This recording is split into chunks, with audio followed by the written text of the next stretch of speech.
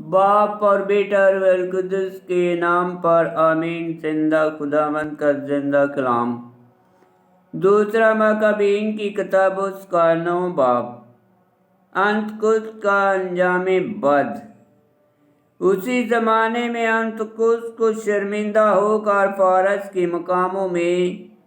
سے واپس آنا پڑا، کیونکہ وہ فرانس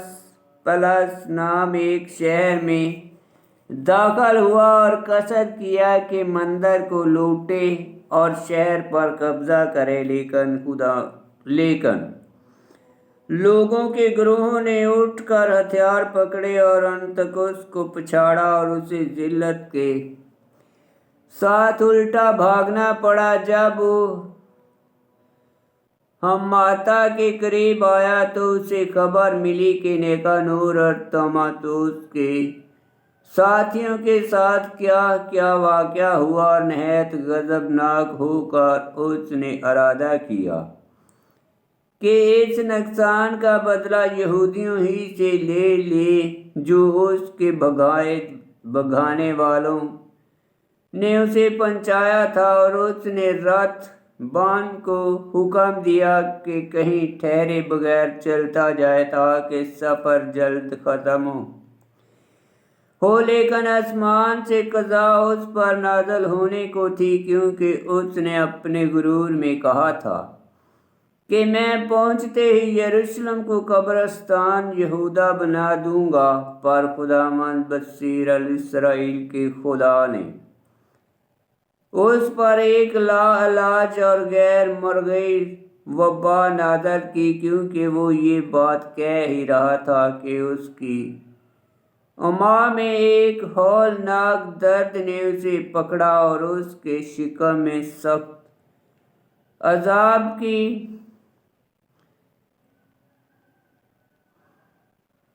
پیچکش آئی، اور یہ اس کے حق میں عین عدالت تھی، کیونکہ اس نے اوروں کی اما کو طرح طرح کے نئے عذابوں سے دکھ دیا تھا، لیکن وہ اپنے غرور سے باز نہ آیا، اور چونکہ اس کا سینہ تکبر سے بھرا ہی رہا، وہ یہودیوں کے خلاف قہر شدید کا دم مارتا ہوا چلنے میں جلدی کرنے پر اصرار کرتا رہا، یہاں تک کہ تیز رفتاری کے سبب سے وہ رتھ پر سے ناگہاں گر پڑا، اور اس خوفناک گرنے سے اس کے جسم کے تمام اعضاء مروڑے گئے، اور وہ جو اس سے پہلے اپنے نازیبا انسانیت غرور میں گمان کرتا تھا کہ میں سمندر کی موجوں پر حکم کرتا ہوں اور اونچے اونچے پہاڑوں کو ترازو کے پلڑے میں تولتا ہوں، وہی تب زمین پر گرا اور ڈولی میں اٹھایا گیا، اور وہ سب کے سامنے خدا کی قدرت کا صاف نشان ٹھہرا،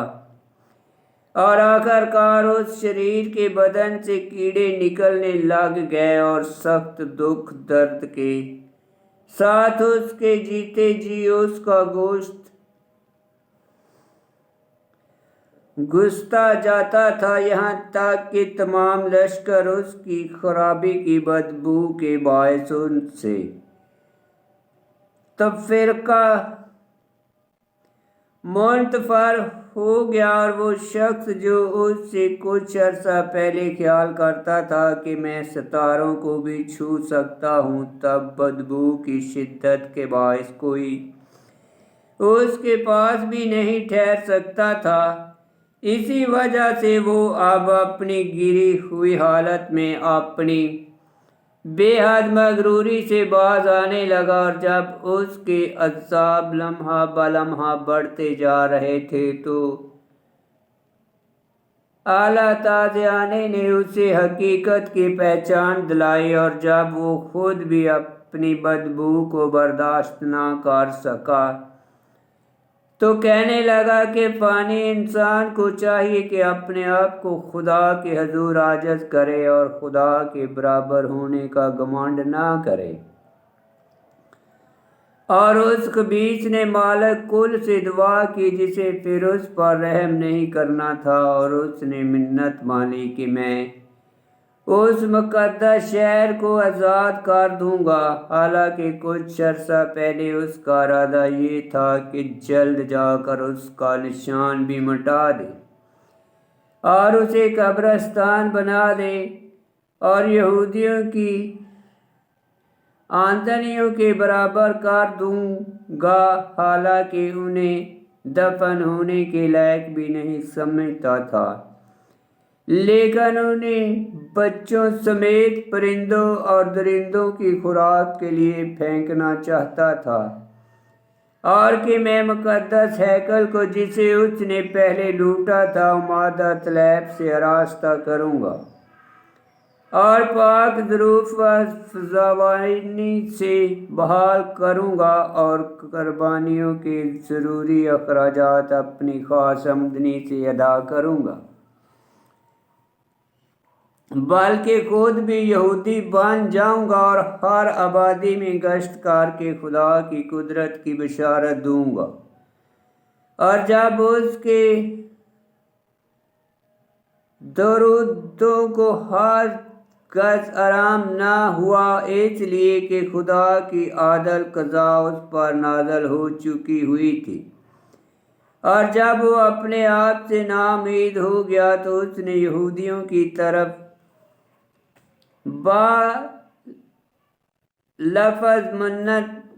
حساب ذیل مضمون کا خط لکھا، انتخوس بادشاہ اور سالار کی طرف سے افضل ہم وطن یہودیوں کی خدمت میں بہت بہت تسلیم اور عافیت اور خوشحالی قبول ہو، اگر تم اور تمہاری اولاد صحیح سلامت ہے اور ہر بات تمہاری خواہش کے مطابق ہے، تو میں خدا کا نہایت شکر گزار ہوں، اور میں محبت سے تمہاری عزت اور نیک خواہی کو یاد کرتا ہوں۔ فارس کے علاقوں سے باز گشت پر میں ایک شدید مرض میں مبتلا ہو گیا، اور میں نے یہ واجب جانا کہ سب کی مصلحت کی طرف توجہ راغب کرو۔ میں اپنے آپ سے نا امید تو نہیں، بلکہ مجھے پختہ امید ہے کہ میں اس بیماری سے شفا یاب ہو جاؤں گا۔ تاہم میں نے سوچا ہے کہ جس وقت میرا باپ لشکر کے ساتھ شمالی ممالک کی طرف جایا کرتا تھا، وہ اپنا ولی عہد مقرر کر دیا کرتا تھا، ایسا نہ ہو کہ اگر کوئی غیر متوقع امر واقع ہو جائے یا کوئی بری افواہ مشہور ہو جائے تو وہ جو صوبوں میں ہیں بے چین ہو جائیں، اس لیے کہ انہیں معلوم ہوگا کہ نظم و نسق کس کے سپرد ہوا ہے، اور میں یہ بھی سوچتا ہوں کہ گرد و پیش کے حکمران اور ہماری مملکت کے ہمسائے موقع کی انتظار کرتے اور حادثہ کے واقع ہونے کی امید رکھتے ہیں، اور اس لیے میں اپنے بیٹے انتخوس کو مملکت پر متعین کرتا ہوں، جسے میں نے باطمینان پیچھے چھوڑ کر بعض اوقات شمالی علاقوں کو جاتے وقت تم میں سے اکثروں کے نزدیک منظور نظر کرایا تھا، اور میں نے حسب ذیل مضمون کا خط اسے لکھا ہے۔ اب تم سے میری التجا یہ ہے کہ اور میں تمہیں راغب کرتا ہوں کہ تم اس عام اور خاص مہربانیوں کو یاد کرو جو تم نے مجھ سے پائی ہیں، پس تم سب میرے اور میرے بیٹے کے بارے میں نیک نیتی میں قائم رہو۔ مجھے یقین ہے کہ وہ نرمی اور مہربانی کے ساتھ میرے ارادوں کو پورا کرے گا اور مروت کے ساتھ تم سے پیش آئے گا۔ यूं ये कातल और काफर नहायत सख्त दुखों में मुब्तला होकर उसी तरह अंजाम को पहुंचा जिस तरह वो औरों से किया करता था, और परदेश में पहाड़ों पर बदबख्ती की मौत मार गया। उसके हमदम फेलबूस ने उसकी लाश का इंतजाम किया, लेकिन अंत तक उसके बेटे के खौफ से वो मिस्र में बेतमौस फेलुमौतर के पास चला गया। आमीन। खुदामंद का पाक कलाम का पढ़ा और सुना जाना बाइस बरकत हो। खुदामंद तेरा शुक्र हो। आमीन।